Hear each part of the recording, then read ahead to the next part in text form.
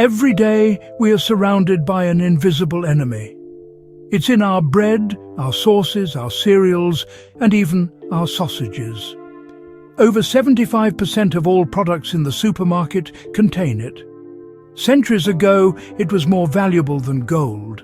Entire nations were built on its trade, and millions of people were enslaved because of it. Today, it is cheap, abundant, and everywhere, and like a drug, it keeps us coming back for more. That enemy is sugar. This is the story of a silent epidemic, affecting more than 1 in 3 people. Pre-diabetes, diabetes, and obesity are shaping the future of global health. Many don't even know they're at risk. But this isn't just a story of decline. It's also a story of hope. New medical breakthroughs are giving doctors powerful tools to fight obesity, and there are practical steps you can take today to protect your own metabolic health. So how did we get here? The answer is a perfect storm. Our modern lifestyles are at the center of it. We spend more time sitting than ever before. We eat diets dominated by ultra-processed foods, and we drink sugary beverages or rely on starchy carbohydrates like white bread, potatoes, and polished rice. Inside the body, these foods break down quickly into glucose, which floods the bloodstream. The surge forces your body to release insulin, the hormone that helps clear sugar from the blood. But after the spike comes the crash, and with it, the cycle of fatigue, irritability, and hunger. People who experience these spikes consistently eat 10 to 20% more each day than those who don't. And the damage doesn't stop with hunger. These lifestyle patterns raise cholesterol while lowering the levels of HDL, the so-called good cholesterol that normally protects your heart. Poor sleep further disrupts the balance, throwing your hormones and metabolism off track. Stress adds another layer, raising cortisol, which itself drives blood sugar upward. Even the environment plays a role. Endocrine-disrupting chemicals in detergents and plastics or heavy metals in our water can interfere with hormone signaling. Mix in genetics, and the result is a storm that sets the stage for chronic disease. 1 in 3 adults today is living with pre-diabetes or diabetes. Many don't know it. That's because in the early stages, symptoms are subtle. You may feel a little more tired, notice you're thirstier than usual, or find that cuts and infections take longer to heal.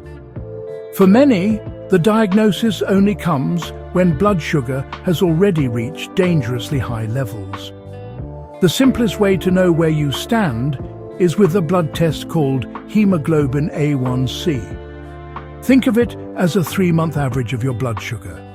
When sugar in your blood is high, it sticks to hemoglobin, the protein that carries oxygen. The A1C test measures the percentage of hemoglobin coated with sugar. A result below 6% is considered healthy. Between 6 and 6.4%, you are in the pre-diabetes zone. At 6.5% or higher, you meet the criteria for diabetes. So why does this matter? Because when blood sugar stays high, the locks on your cells begin to change. Insulin, the hormone designed to open the door and let sugar in for energy, can no longer do its job. Sugar remains trapped in the bloodstream while your cells starve for fuel. The result is insulin resistance, and over time it leads to exhaustion, weight gain, and damage to blood vessels, nerves and organs throughout the body. For decades, the advice has been simple: eat less and move more. And while these remain important for millions of people struggling with obesity, they aren't enough. That's because the real problem isn't just behavior. In many people, the brain's hunger and satiety signals are broken. The stomach may be full, but the brain never receives the message. The hunger noise never switches off. This is where medicine has taken a leap forward. You may have heard of drugs like Ozempic, Wegovy, or Mounjaro. These belong to a class called GLP-1 receptor agonists. Put simply, they mimic the natural hormones released in the gut after eating. In people with obesity, these signals often fail to reach the brain. But with GLP-1 therapy, the message finally gets through. You've eaten enough. The constant hum of hunger quiets down, allowing people to feel satisfied with less food. But these drugs are not magic pills. They are powerful tools designed for a chronic disease. And like any tool, they must be used carefully. The biggest mistake people make is starving themselves on these medications. When you eat too little, your body interprets it as famine and lowers your metabolic rate to conserve energy. Eventually, weight loss stalls. If you stop the medication at that point, your metabolism remains slowed, and weight often comes back quickly. That's why these therapies must be prescribed and monitored by a doctor. Using them without supervision risks not just weight rebound, but serious metabolic harm. So where does this leave you? With more power than you think. Because while medicine has a role, there are also 3 steps you can take right now to protect your metabolic health. Step 1. Re-engineer your diet. Fiber is non-negotiable.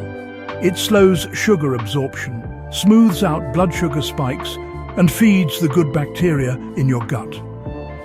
Adding just 5 grams of fiber per day, that's about the amount in a single apple or a handful of beans, can cut your risk of early death by 14%. The swap is simple.